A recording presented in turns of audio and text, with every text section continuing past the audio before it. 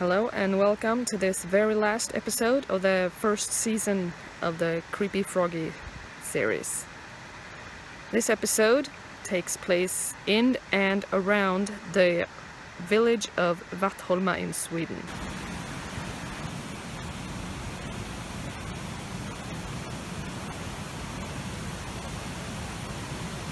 What you can see here are the remains of the forge, the carpentry and workshops that were connected to the old ironworks of Vattholma village.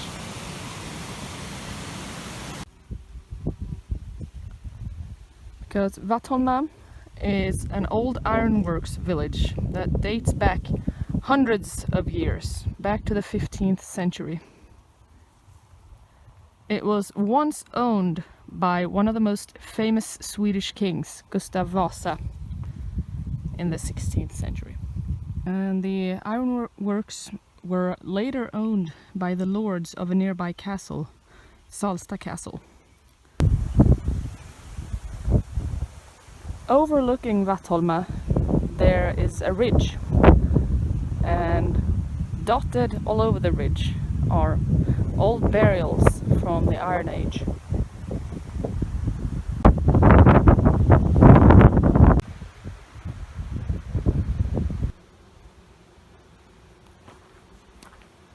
Vattholma also has a rich history when it comes to this church and cemetery.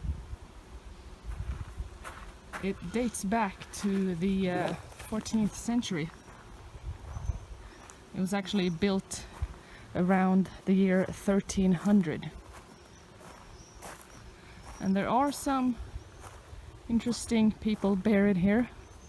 Some of the lords from Salsta Castle rest here. And at the back of the church, the lady and the lord of the Salsta Castle have their final resting places. And only recently, archaeologists from the County Museum discovered an unknown tunnel underneath the floor in the church.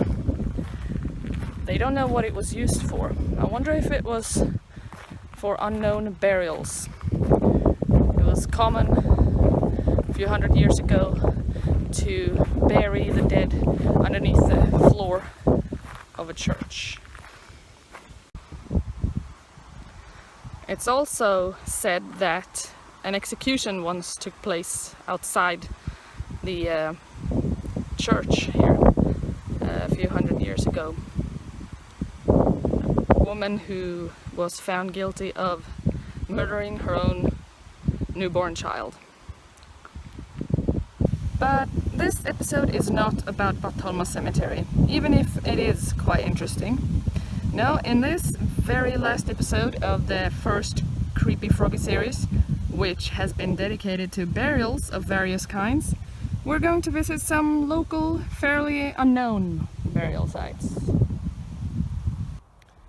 This is Salsta Castle, and this is where the local lords and owners of Vattholma Ironworks lived after it was built in 1672.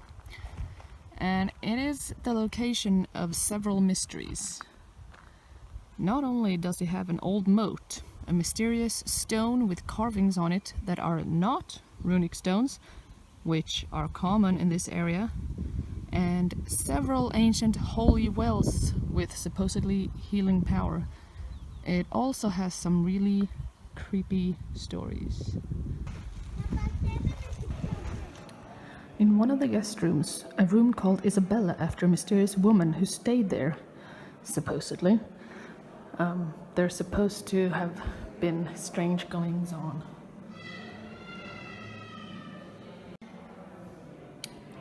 Employees have told that the room has a certain eerie vibe to it. One member of staff was alone on the floor where the room is located when she heard a strange noise from inside the room. Heavy thuds, scraping sounds. But the moment she opened the door to find out what was causing the ruckus, the noise stopped. and the furniture inside the room had been moved, including the bed that was so heavy that she's unable to move it back into position on her own. And the room is closed now, but it's behind these doors.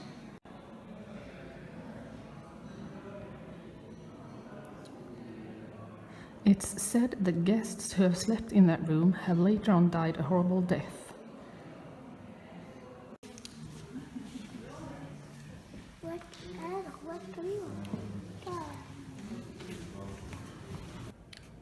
On the ground floor in the hallway, there are tales of sightings of a woman dressed in a grey, old-fashioned dress.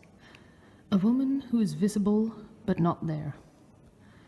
A security guard who worked nights regularly spotted the woman.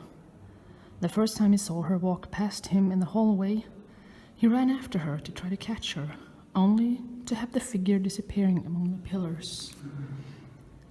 On one occasion, he reached out to grab her, only to have his fist go right through her ice-cold appearance. Every time he saw her, she walked absolutely silently, not making a sound.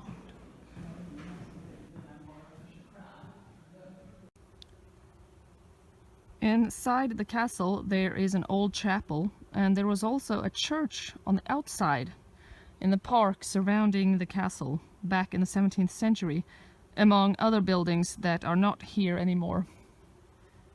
The church was situated on what was then a cape in a lake that has long since disappeared. The cape was behind the castle on the south side of it. I wonder if that old long-forgotten church also had some long-forgotten burials near or inside it, because back in the days it was quite common to bury people inside churches underneath the floor.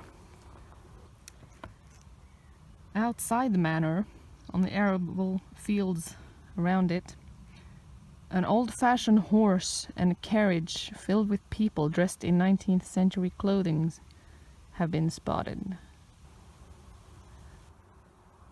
Just a stone's throw away from the castle, there was another old chapel. The ruins of a chapel rest in a forested area just southwest of the castle. It's no longer visible above ground. In a survey done in the 1950s, it was still there, but in the 70s a new survey was done and the ruins couldn't be located anymore. The chapel was supposed to have been 7 by 7 meters, the walls being 70 centimeters thick, apart from one side that was 120 centimeters thick. But despite it being lost, it's almost certain that it was really there, because an ancient map shows its location. And the location was named after the chapel, Kapellhagen, Chapel Coral. Again, my thoughts go to the ground. Could there be unknown burials beneath the ground at that old chapel? Now, not far from Vattholma and Salsta is a small farmstead called Rudtorp, and just south of that there used to be a tiny little cottage that was built in the 18th century, and the building itself is long gone now, and the story of what happened there is gone as well, a long time ago, because the stories of this cottage aren't very well known, but they still exist, the legends of this place, and I'm gonna try to find it now. It's in the forest somewhere. Let's go.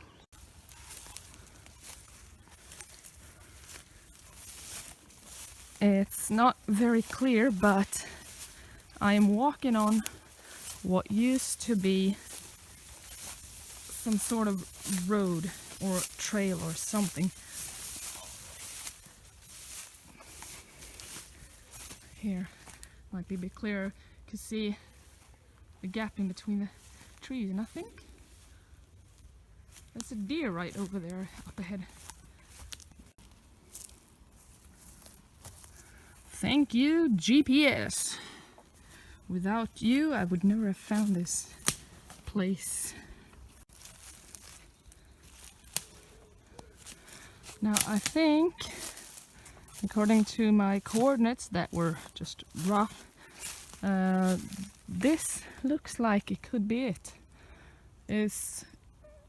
These trees here in this clearing are quite tiny, so a couple of hundred years ago I think this would have been an open space. So big enough for a small cottage and some patches of, where you could grow things.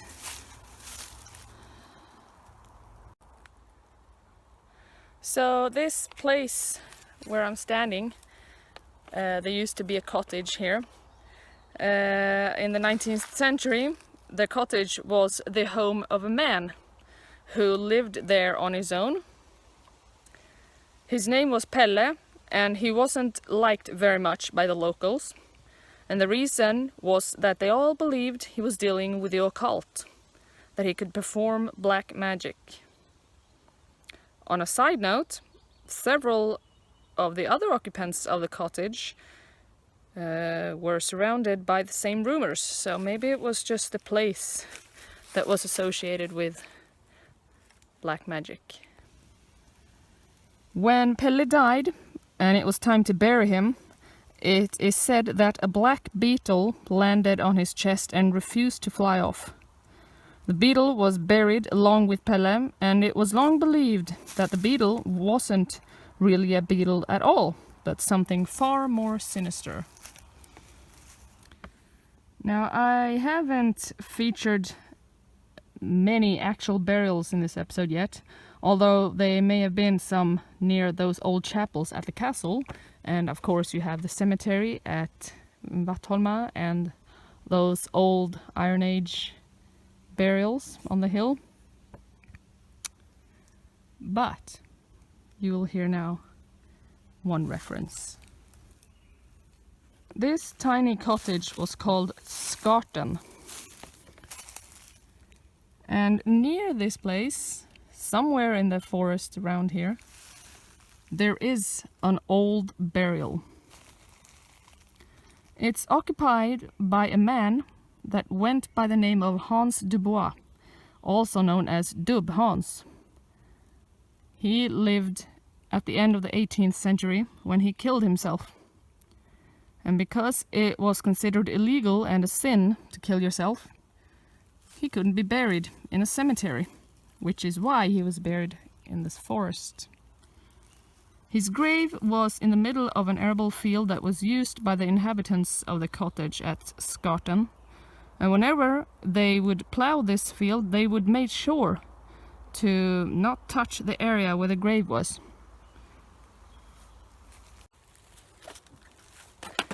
Well, legend has it that one day, one unlucky farmer, he plowed a little too close to the grave and ended up with a piece of fabric on the plow. Was that pieces of the dead man's clothing? Well, that's what people believed anyway, because shortly after that they began seeing an apparition in the area. It's supposed to look like a man with a pale face. I really hope that I will not run into that today.